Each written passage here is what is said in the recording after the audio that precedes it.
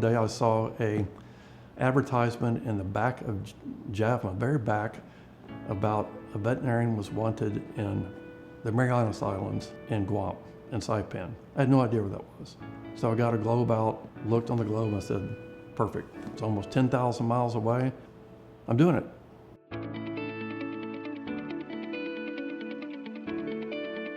Wanderlust has guided Dr. Jeffrey L. Edwards throughout his life and career, taking him around the world and deep into the field of digital pathology, where his work continues to transform veterinary medicine.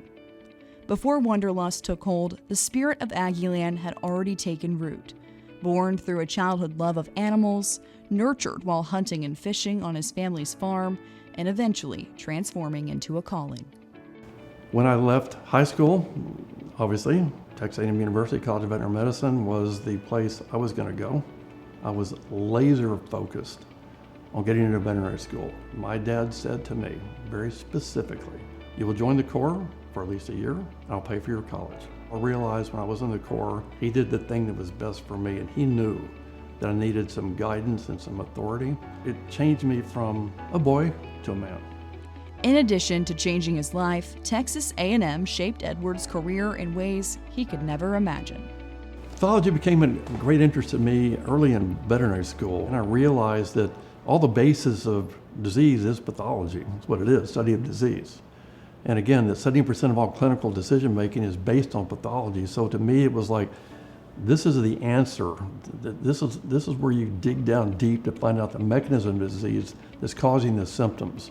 Those experiences opened his eyes to opportunities beyond the classroom and traditional clinic settings and into global health and developing regions. In my 3.5 years there on Guam, ran a veterinary hospital there. I also ran the clinic in Agana Harbor area for the U.S. military. It completely changed for the rest of my life my perspective on the world. I absolutely fell in love with that culture. In Guam, Edwards found purpose, but he also dreamed of more. As he returned to the U.S., he quickly realized what more meant. The defining moment came. It was a phone call, Dr. Robert Fisk. I'd taken a biopsy from a good client's dog. It had a skin condition. I'd done all these shotgun approaches and nothing was working, so I took a biopsy. I'm on the phone with him. He says, Dr. Edwards, we've looked at this biopsy. It's a very interesting and a difficult and challenging biopsy. At that moment, I knew, right, I'm going to pathology. This realization took Edwards to Johns Hopkins University, where he discovered his own sense of structure and dedication. What they told me was, here at Johns Hopkins University, you'll have 3 years to study pathology. It's up to you to figure out how to learn this very, very complicated discipline of pathology, which is half art, half science. After completing his training and passing his board certification exam, Edwards was recruited for a leadership role at Antech Diagnostics, one of the largest veterinary diagnostic networks in the country. There, Edwards began to see new possibilities in the field. Antech at that time, we had our foot on the accelerator big time, bringing in clients and business. It was very, very, very exciting time. I had 40 anatomic pathologists that I was in charge of. And we were doing huge numbers of biopsies, servicing 12,000 hospitals. And what we did was the technology became available to take this slide and to digitalize it with scanners. You had an image of that slide on a computer monitor, like the radiologists do. I gave them 6 months to make that transition. It was a risk, but one that paid off. Again, it was 5,000 slides a night. We went all in.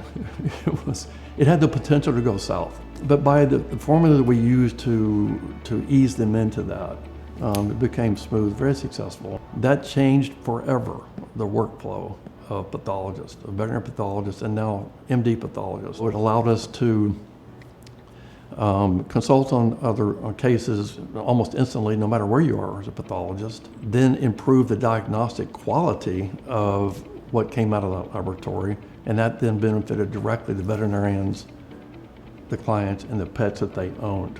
Having helped bring pathology into the digital age, Edwards turned to his next innovation, one he'd been working towards for years. The first time that I witnessed the phenomenon called slide-free pathology.